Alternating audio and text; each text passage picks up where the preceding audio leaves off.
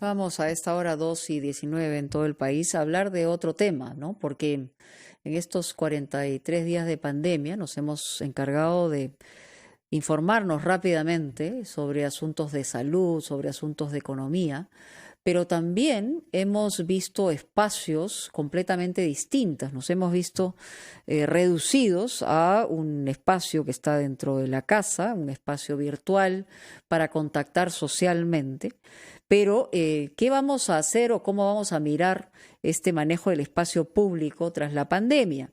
Estamos con Enrique Bonilla, que es director de la carrera de Arquitectura de la Universidad de Lima, para ver esto. A ver, yo empezaré en primera persona, ¿no? Durante todos estos tiempos que me movilizo en realidad en bicicleta, lo hago desde hace muchísimo tiempo atrás a mi trabajo, uno mira más el cielo, mira más la arquitectura, mira mejor las calles, porque son calles, digamos, si bien por un lado desoladas porque no hay gente, por otro lado te permite mirar en perspectiva muchísimo mejor. Enrique, ¿cuál es la reflexión inicial para hablar de estos espacios públicos? Porque vamos a tener estos espacios, los hemos reconocido en un momento como este tan difícil, pero luego, ¿cómo regresaremos a ellos y qué podemos capitalizar, ¿no? Mónica, ¿qué tal? Buenas tardes. Sí, es interesante tu pregunta porque realmente los arquitectos y los urbanistas hemos trabajado los últimos años en una especie de reconquista del espacio público, ¿no? Apostábamos todos sobre el espacio público, a ocuparlo, y ahora resulta que con las circunstancias tenemos que desocuparlo, ¿no? Así es. Apuntábamos a lo colectivo y ahora vamos a lo individual.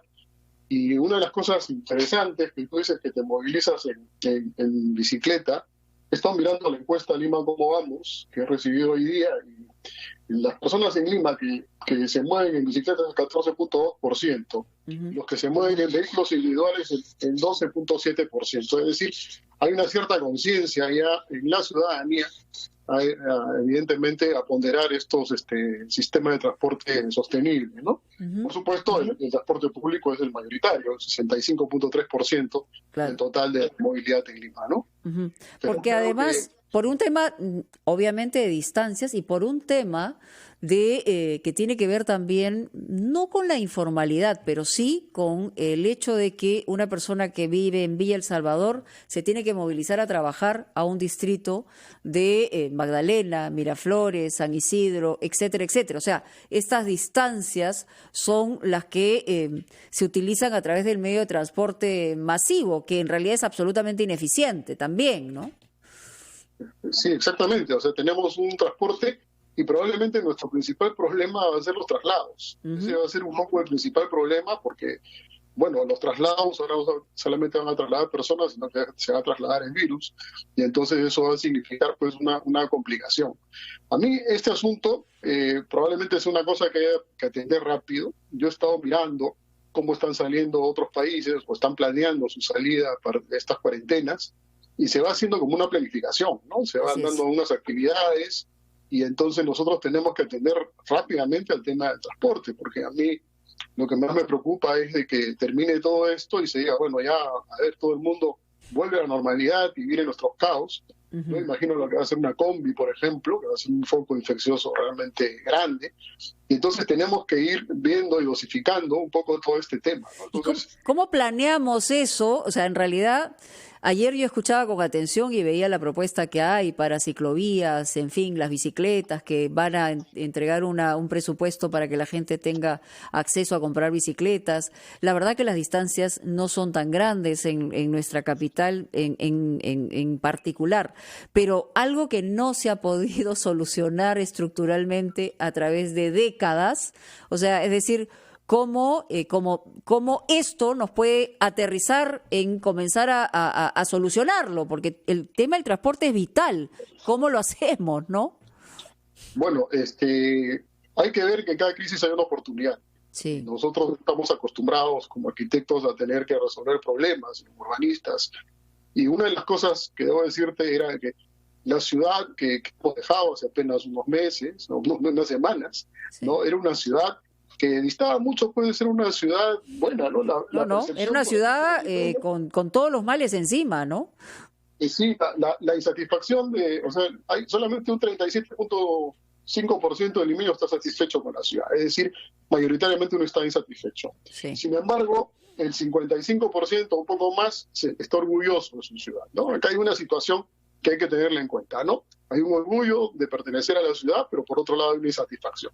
Nuestro principal problema es el transporte, por supuesto. Y eso, evidentemente, el caos que vivíamos cada día es algo que no debemos extrañar y que probablemente es lo que haya que comenzar a repensar. Y estas crisis nos ayudan a repensar. Yo hace poco he escrito y he dicho que de alguna manera las ciudades se han ido configurando a partir de estos eventos, que no son como son las guerras, como son las epidemias. Claro, no ha habido un caso de una pandemia, ¿no? Como este caso que reconfigura además la ciudad global. Ciertamente. O sea, nos obliga a repensar como profesionales, nos obliga a repensar como autoridades, pero lo cierto es que si las autoridades, los profesionales y los ciudadanos al repensar no actuamos de inmediato, va a ser muy complicado no volver a algún tipo de caos como el que teníamos antes de una situación de este tipo. Bueno, no deberíamos volver a ese caos, no deberíamos. Y creo que ahí es donde hay que comenzar a estudiar las salidas. Una salida que debe ser muy tranquila. Hay que apostar a la movilidad sostenible. Hay que apostar a cosas como que está haciendo París, que está hablando de la ciudad de los 15 minutos. O sea, comencemos a pensar lo que puede ser nuestra ciudad y cómo podemos articularnos. Las personas que puedan teletrabajar tienen que hacerlo. Los que tienen que estudiar a través de Internet, ¿no? A través de las aulas virtuales. Que lo sigan haciendo, claro. ¿No? Pero entonces, claro, es el grueso del transporte. Pero, por ejemplo, sigo nuevamente con la encuesta, la gente, cuando no tiene que movilizarse por trabajar y estudiar, el 79.6% de Lima se mueve para hacer compras para el hogar. Ajá. Sí. Y entonces ahí tenemos que ir pensando de que tenemos que atacar ese tema. De repente va a ser más difícil con el trabajo y el estudio. Bueno, algunas cosas se están resolviendo ya por el Internet y todo lo demás, pero las compras para el hogar ya no es momento en que nosotros comencemos a pensar de que los productos, en lugar de ir nosotros por ellos llegan a nuestras casas, ¿no? Y entonces ahí viene un poco este tema, ¿no? Que tenemos que racionalizar y pensar cuánto nos transportamos por gusto o cuánto es absolutamente necesario. ¿Cuánto tiempo perdemos? ¿Cuánto nos desgastamos? ¿Cuánto no optimizamos nuestro tiempo y nuestro espacio y nuestra distancia? Todo eso tenemos que empezar a pensar también, ¿no? Pero, a ver, en algunos distritos eso puede ser un poquito más fácil que en otros, ¿no?